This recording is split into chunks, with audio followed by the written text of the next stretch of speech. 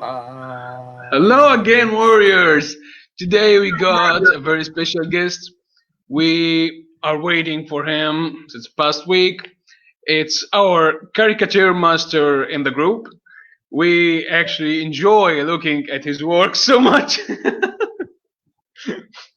and his work Thank is you. totally fun and iconic at the same time. Well, warriors, do welcome artist Andy Minnick. Hi guys. How's everything going, Andy?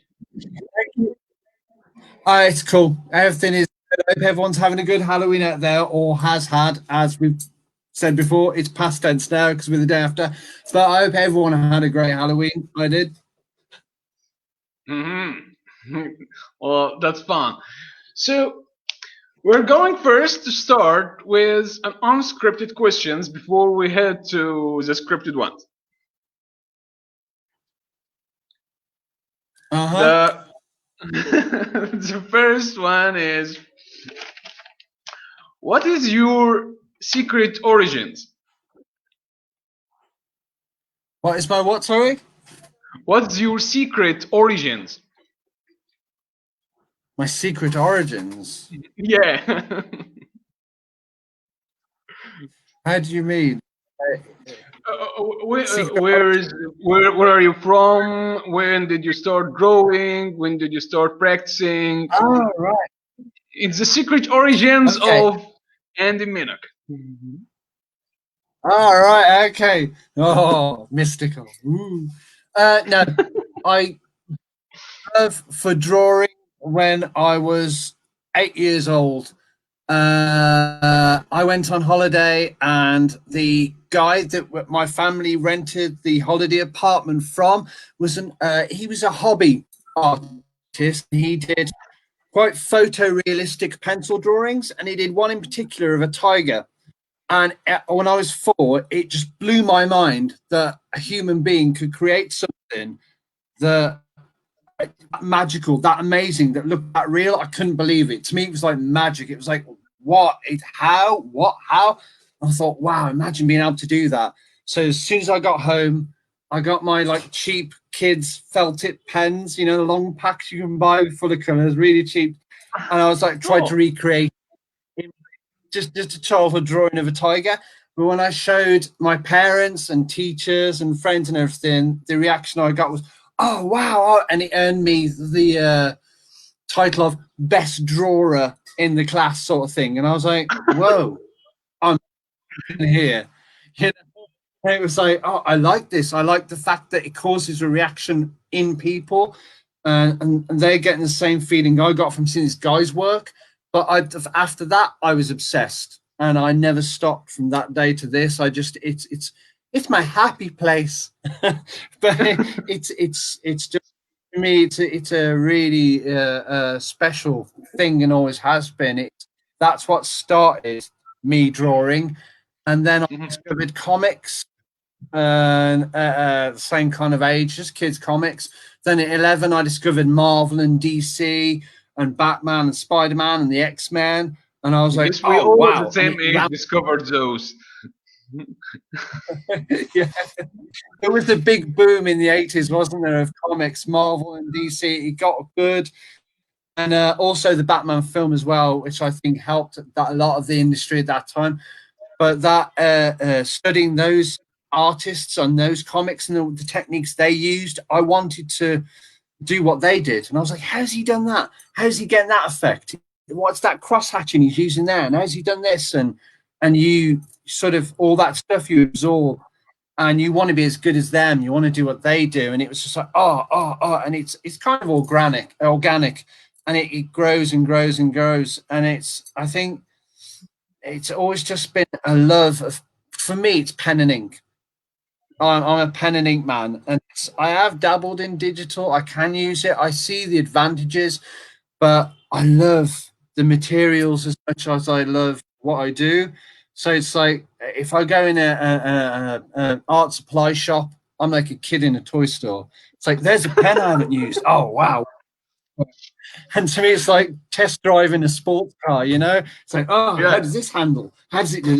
Oh wow! And so it's to me, it's the whole thing. It's just my obsession. It's always been.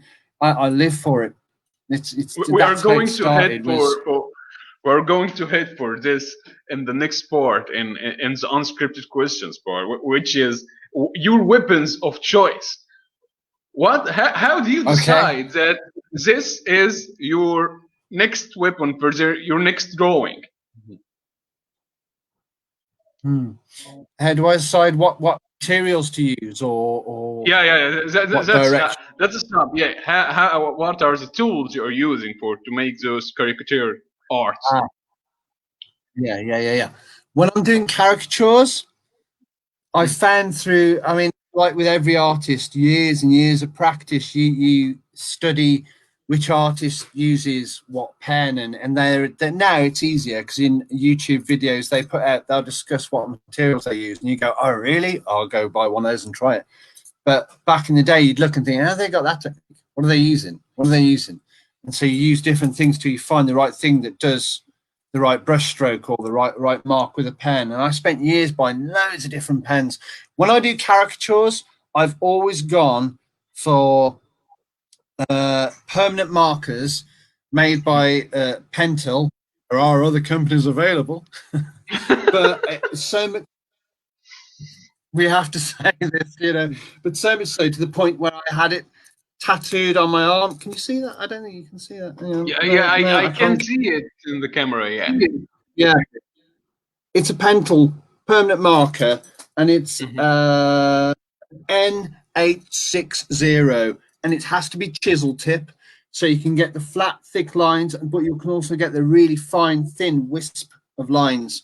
And I use also Pentel again. I use other companies are available. I use a brush pen they use just for the eyes and the finer details. But that's what I go for with caricatures. It has to be a permanent marker, chisel tip every time. Bullet tip doesn't do it for me, unfortunately. But with the other illustrations I do, like the horror icons and all that kind of stuff, the other like illustrations, I've been using a Kiritaki brush pen. I've never used a paintbrush to do inks. I know some people do, and I really respect that because that's it's old school and it's long winded. I used to quite like using dip pen and ink.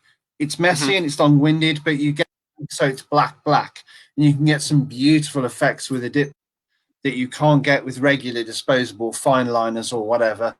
And I guess it's the same with paintbrushes to do inks, which I might in the future dabble with. I'm starting to think about it, having used disposable brush pens. I'm starting to think maybe Do I you should just bring go all paintbrush. those tools with you to Comic Cons while you are drawing? No, yeah, I do actually. I say no, but like a penaholic. I've got a thing about pens. I've got such an obsession. It's unreal. That's why it's tattooed on my arm. My other arm, I have a quill tattooed. I'm such a fan of pens. It's unreal. It's all about the pen and ink. It's all about the ink. In ink we trust. But when I go to Comic Cons, I would take a case about this big, by this big, and it would be just filled with loads of permanent markers and small disposable brush pens, which I mainly use for the caricatures. But there would be other pens and pencils in there as well, just in case I had to call on other things like loads of fine liners and things. But I would take a box, like a case that's carry carry box of stuff. Yeah, I come equipped. I come armed. So, every artist or a writer have a secret identity. For myself, if I didn't be an artist, I would be a chef, or I would be um, sport specialist or something, a coach or something like this. So, what's your secret identity, Andy? My other side is I've always drawn, but then after just before I left school and beginnings of going to college and just after college, I really got into music, and I Hmm. was front man from the age of 14, and I sang. And then I learned to play acoustic guitar and harmonica, sort of Bob Dylan style, too, at the same time, and sing. And I've busked and I've done gigs and I've been in loads of bands. So my secret identity is I would be a musician and performer or a rock star. That's cool indeed. So, I think they go hand in hand. I think music and art go hand in hand. So, you know. well, music is always fun. Actually, I think it's expressing the emotions, the feelings that you feel with sound. Yeah, yeah. It sounds fun. Actually, I wanted to learn music, but I didn't have enough taste to do so. So, Yeah, yeah. It just. are you a villain or a superhero? Oh, villain or superhero? Ah, right. Okay. That's a really good question. Mm. Recently, actually, funnily enough, I think it is. I've always kind of liked the characters that are almost both. Like you have the crow, that's basically a ghost, comes back from the dead, and kills Mhm. people, vengeful, revenge. Not a positive thing, revenge, but at the same time, he's a hero. You've got Batman, who is that's dark. It's gothic. It's dark, and he's a vigilante. So, Mhm. and though he doesn't kill people. Sometimes I kind of think Batman would be cooler if occasionally he did. So I kind of think I like I like the balance between both. I like dark and light at the same time. I like the balance. So I think I'd be a kind of I don't know. I think I'd be that kind of character, like the Crow or Batman, that's good, wants to put good in the world, but at the same time might come across as if it's a little dark. So Mhm. yeah, like the Crow man. That's what I think. Yeah, So you are a Punisher I think type. that's what. Sorry. You are the Punisher type. Yeah, yeah, yeah. There we go. Well, we would like to know about your future projects. Yeah. Recently I've been having a website built. I wanted. You, I've got the free Wix website, but I wanted to. I want to come across as professional as possible. So I thought I'd invest and pay someone to build me a website so I can send links to agents and publishers. I basically So cool. yeah, yeah. End game is I want to be published. I want to reach. I want to push it as far as I can. Basically, take it as Hmm. far as I can. I self-publish a comic as well, my own comic, which I'll be promoting. Of course, you'll all see it, you lucky people. So I'll be doing that as well. I want to publish my own comic and promote that and sell it. But the end game is I want to take it as far as I can, and I want to be published and basically want the world to see my stuff. Just put it, Well, take it as that's far as so cool. possible. So That's you go with the saying. You go with the saying that you should invest in your art to make you more money from art. yeah. Well, I've always when I was 8 years old, and I'd really got before I discovered drawing and that I could do it and got a reaction that I liked. By 8, I was like, this is what I want to do. This is actually what I realized at 8 years old. From I used to read like my dad would get a newspaper and it would have like the funnies in, like you get Garfield and Snoopy and Marmaduke and Calvin and Hobbes and strips like this. And I really wanted to do that. And I was like, I want to do this. I just want to do drawing cartoons. I just want to draw for a living. That's my goal. That's my end game. That's all I ever wanted to do. I knew at an early age. And yeah, so that is still my main aim has always been that is my sole living. Because at the moment, Hmm. me and my wife shop, and so that's kind of like the bread and butter money. But before we had the shop, I went straight in after college to doing caricatures. I was Hmm. always adamant I would only do drawing for a living. In my child brain, I was like, drawing for a living. that's what I want to do. And if I'm doing that, I'll be happy because I love drawing. So yeah. Well, I totally agree with this. This is the same reason I had to have a paid vacation, an unpaid vacation. I'm paying actually for my office, for my government job, to have full time vacation, have full time artists. So I'm enjoying my time here. The same thing you are doing, Andy. Yeah, yeah, yeah. So before we head to the scripted question, well, our audience, please feel free to send us your questions asking Andy about his art style, his arts, and how can he draw caricatures, other stuff like this. Feel free to send your questions to me and PM about those questions.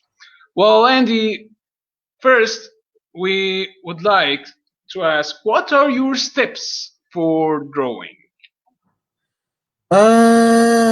With, I mean, I do caricatures from photographs. So with those, it's pretty much scripted. It's like someone will have, sometimes they have an idea of what they want and they'll come in and say, oh, he loves rugby or he loves motorbikes or he loves his dogs or whatever their occupation is or hobby. And so it's pretty much, okay, give me the photographs and I'll build something from what you say his thing is.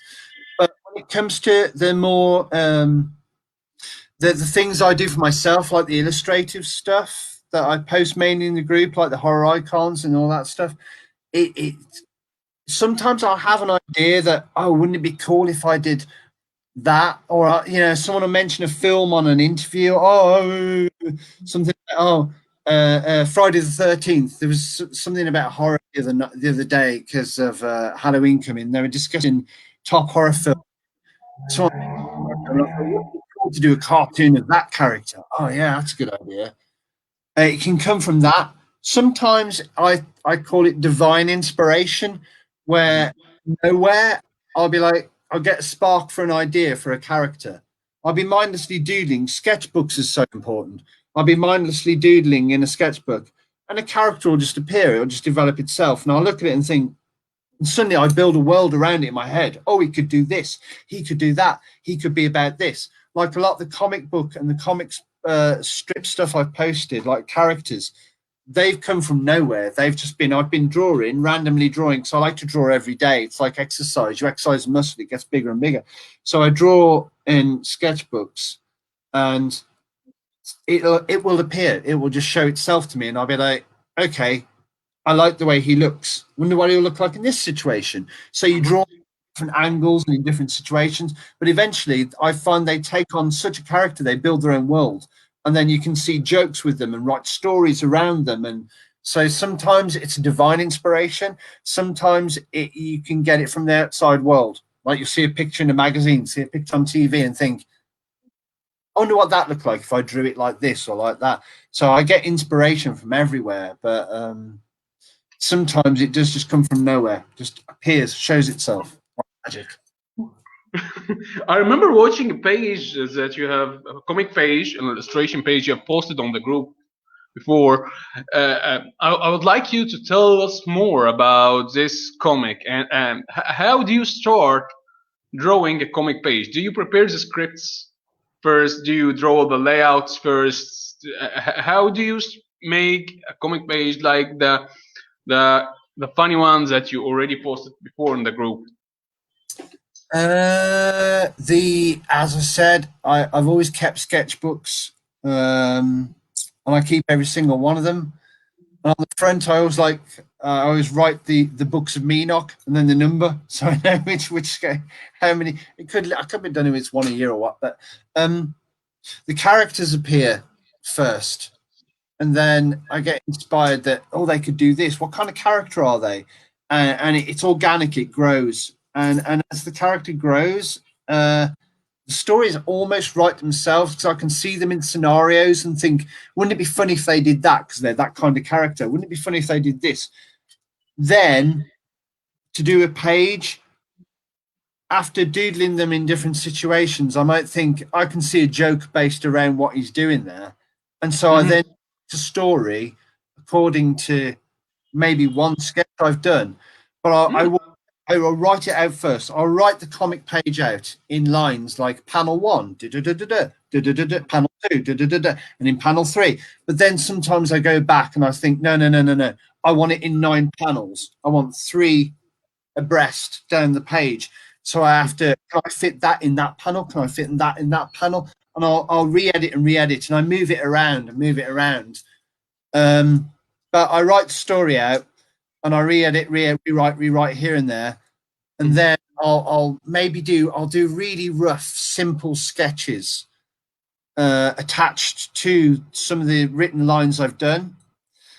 And I don't like to put too much detail in my sketches because I like to, when I do the inks, I like to really fill it out more in detail when I'm doing the ink because I enjoy it not being pre-planned too much. I don't like to. I pre-plan the words and the script for the comic book pages, but I don't pre-plan the pictures too much because that takes the fun out of it for me. So, yeah, character, script, re-edit the script, few thumbnail sketches about panels, and then I go in and do the final. And I only roughly pencil the when I go in to do a page, I'll roughly pencil where I want it to be, and then the main magic happens with ink. Well, that's real magic indeed. Well, thanks for sharing those tips with us. No worries. So, hand versus digital working, what's best for you? For me, as I touched on earlier, I am a traditionalist. And it is, to me, it's all about the materials. I get excited going in an art supply shop and seeing to me, it's, I could talk about this for days. Seeing a pristine, untouched page of white to me is like, when you get a snowfall overnight and you wake up the next day and it's untrodden, no car, Yeah. no footprints in it, and you get this pristine virgin snowfall, untouched. A blank page is like that. But when you see that new snowfall, aren't you just, even though it looks beautiful without anyone walking in it, you yourself are gagging to go walking in it and leave your tracks. You know? To me, it's the same thing. I love hand. I think it's something about the skill of the hand to paper is I have used digital and I know it's good and I know you can achieve a lot with it. But when you see something so well done and so amazingly done, and someone says, "Oh yeah, that's done by hand," you think, "Wow, really?" And it's magical. So for me, it's not digital. I'm not a digital person. I am traditional methods only. Maybe with Well, touching up on digital. I totally agree with you. The hand artwork is actually awesome. Well, there is actually digital artwork too, but I encourage even the digital artists to try drawing manually first because Oh it yeah, will help yeah, to master yeah, any material. absolutely. Yeah, any encourage any artwork, anything creative is worth encouraging. Even though it's not my method, if someone wants to use digital and they're achieving good effects and they're putting artwork out there for people to appreciate and they're enjoying doing it, yeah, I support that wholeheartedly. It's not my method, but as long as it's creative and artistic, I support it 100%. Well, the next one is, what is caricature to you? Caricatures were my ticket out of not doing a 9 to 5 job when I left college. I left Hmm. college and straight away parents and other people in your life automatically go, "You've got to get a job. You've got to get a job. You got to go get a job. You got to go get a job now. Can't just draw for a living. You got to go get a job." That as when I was 8 years old, I was adamant from that age, I'm going to draw for a living. I'm not going to do anything else. I want to do this. So caricatures to me were I can make a living and I'm drawing for a living. It was my bread and butter and has been for so long. I came out of college and went straight to my local shopping mall and basically just said, "Can I rent a floor space, 2 chairs and a display stand with examples on?" And I just drew caricatures and I did that for about 2 or 3 years. in the shopping mall, and then after that, I did it on Blackpool Central Pier for a season. The season in Cornwall. I mean, me and my wife and a dog lived in a motorhome and travelled around England and the whole of England. We went to France and I did caricatures 1-to-1, 8 minutes sort of thing. We did it all around the country. We did it everywhere. So caricature, and I'm still doing them now from photographs for people. So caricatures to me has been a way for me to draw for a living. Basically, they've been a lifeline. Caricatures have been so far my adult working life. Proud to say. Well, that's awesome. Actually, I do love your hype, your potential. Talking about this.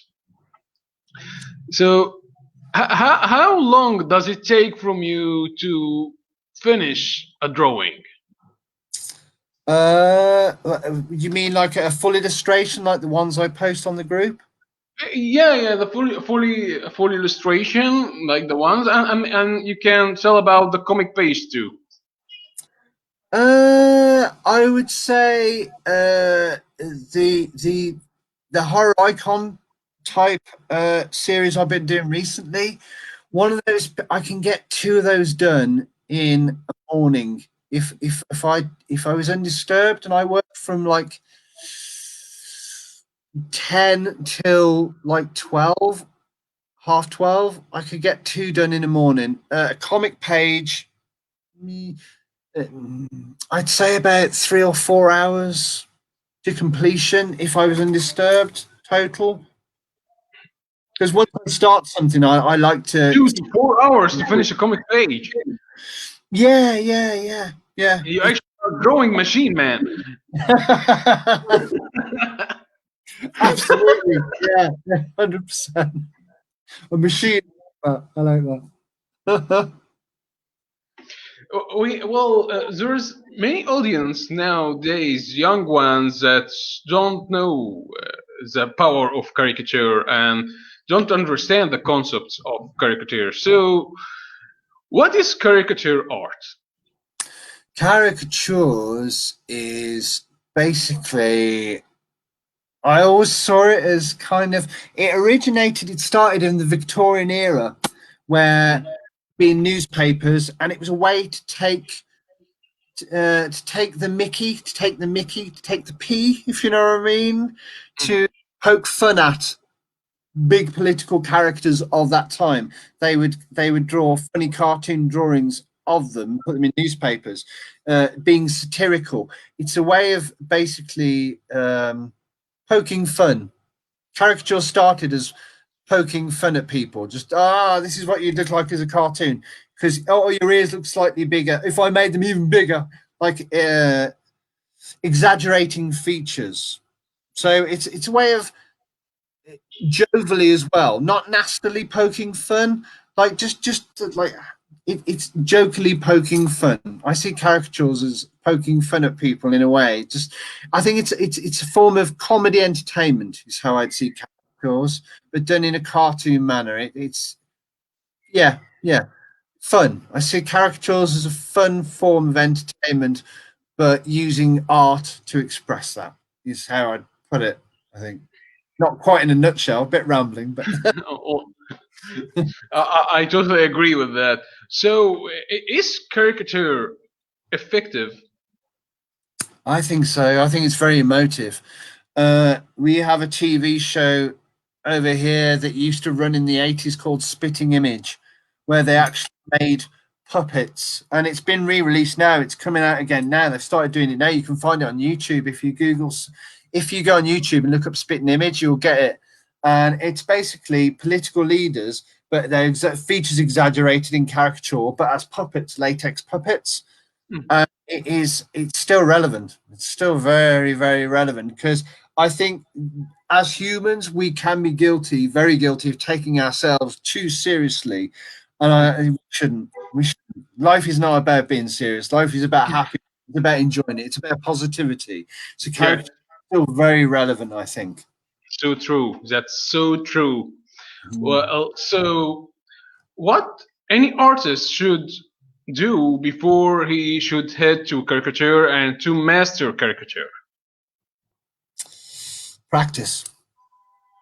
Hmm. Same with any skill. Same with any skill. Get a sketchbook. I can't express that enough. Sketchbooks have been so important to me. You just don't. If you're in a sketchbook, it doesn't matter if you go wrong. You can just go on to. If you do a little picture there and it goes wrong, you can just move there and try and redo it again, do it better. Sketchbooks are so important. If anyone wants to do caricatures, start with your friends and family. That's what I did. Start with friends. I drew a funny picture of at school. I would do cartoon pictures. I was always drawing cartoons, love watching them, love reading comics. So I love drawing them. It's always been my world. And at school, I would draw cartoons of teachers in the back of my work, and then you hand them in to be marked. And sometimes the teachers would say, "Don't do this. What's that?" And go mad. Teachers would do that and then say, "Can I keep it?" And I'd be like, "Yeah, sure." And I do them with friends. And it was my father-in-law, my wife's dad, actually came up with the idea that that they do this in France and other countries. You can make money doing this because he saw a cartoon I did of my brother-in-law's friend who was a bit of a character, and I did a cartoon of him because I was always drawing cartoons. And he said you could actually make money doing that, and I was like, "Oh, really?" And that's how it started. So, advice for people who want to do it: draw your family and friends, draw people out of magazines, or call any. If you have a celebrity you really like Johnny Depp, whoever, Google a picture, draw him as a character, or practice it. That's it, basically. Just do it, do Well, it. that's so cool. I approve this too. Well, so your experience with Comic Cons. I love Comic Cons. It's like a spiritual home. I remember when I first started doing them because I always did caricatures. Um, as I said earlier, I've always done caricatures at festivals and carnivals and any event where there was a crowd of people and I could draw them. I'd go and do caricatures. Comic Cons I found a place where everyone who goes to a Comic Con appreciates art because comics, the whole basis of comics is artwork, and you go there to appreciate art and film. All of these things are designed by artists. It's a place for people who appreciate art, people who are artists. You go to a Comic Con. It's a spiritual home. I love Comic Cons. The vibe there is so positive. Everyone is there just to have a good time and enjoy what they love, which is comics and uh, culture, and that culture is, I love that culture. We all love that culture. So when I go to a Comic Con, I'm just surrounded by everything I love: cult film, be it horror, be it sci-fi, whatever, and people who love it, and people dress up as their favorite characters. It's Mardi Gras. It's brilliant. It's just, yeah, spiritual home, Mecca. Well, that's so true. So, how, as an artist, as a caricature artist, can make profits through Comic Con? It's the best place. It is to me. I've found the place where caricatures work the best because some places they don't work. I've been hired to do weddings and birthday parties and different things. And as I said, I've done festivals and carnivals. Some places don't, it doesn't work. The vibe's not right. I was hired to do I've been hired to do some like corporate events where they have business meetings and there's big business people and I'm like the entertainment there. And there might be like a comedian later on or something here and there and I've done those and it doesn't really work because they're not the people who want to have the mick taken out of them or they don't want to appear silly in any way, so it's not their thing. Comic cons, people are there just to appreciate artwork and they are happy to pay for artwork because they appreciate it. And that's for an artist, that's a place to be, is somewhere where art is appreciated. And Comic Cons were the most profitable because people are there to buy and spend on stuff they like, which is art. And you're there physically doing it in front of them. They can watch you do it, and it's an experience. And they're not just buying a print of something; it's the experience of it. So Comic Cons was so profitable, so good. I had loads planned this year, but unfortunately, due to everything we won't go into now, that's not happening. But yeah, Uh, Everything is going to turn fine, and the Comic Cons are going to get back. I Oh, actually depending on this and waiting for this too here. yeah, absolutely. I hope so. I really hope so because Comic Cons is such a positive thing because everyone there is all on the same vibe. They're all there to have fun, have a good time, and love what they love. And it is just all about happiness and love. And that's what we need in the world, more positivity. Well, actually, I got a question right here from the audience. How can aspiring artists and youngsters, when they are starting their life careers through art, how can they arrange their day, the time schedule, the timetable, when they arrange the family time, friends time, work time, art time? How can they arrange this? Oh well, that's very difficult. It's very individual. Uh, because if you have a family, then you obviously have to spend time with your family and you have to do things, walk dogs, etc., run a house, run a life. But I think a good way, if you have a part of the day where you do sit down, some people do it in their lunch break. I've noticed a lot. They'll post out stuff they've done in their lunch break. If you have a time of day where you get some time to yourself, keep sketchbooks. Sketchbooks, I can't emphasize that enough. Sketchbooks are so important. Just you need to draw every day. I personally think you need to draw every day, even if it's only for a short period. It's important. If you have a time of evening where you sit down and you watch TV or a movie or something, or you sit down and watch stuff, have a sketchbook there. So if you have an idea or you get inspired, just pick it up and you can idly draw while you're half watching.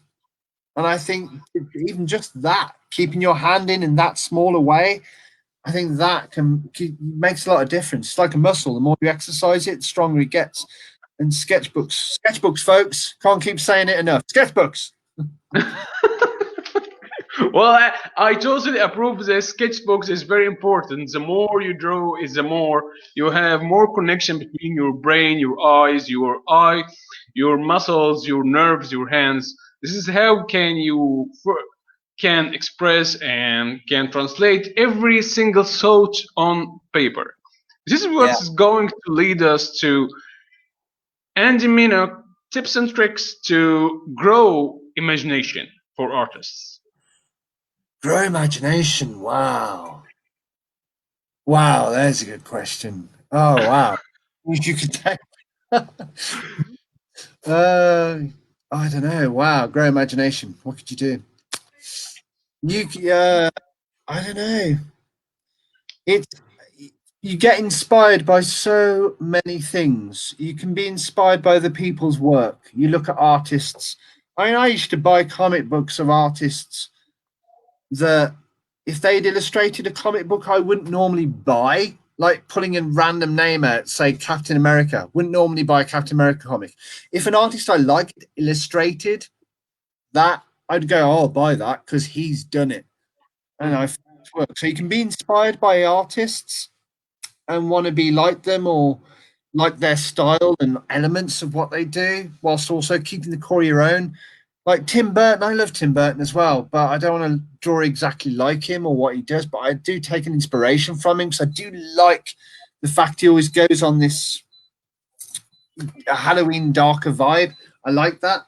But inspiration can come from so many places. I was only saying this earlier on. I was talking about this morning. Divine inspiration. Sometimes inspiration comes from nowhere. You can Mhm. have not even you just pops in your head, and suddenly you think, "Oh wow, I've just had a really cool idea for a picture just from nowhere." Oh, I wonder what that would look like.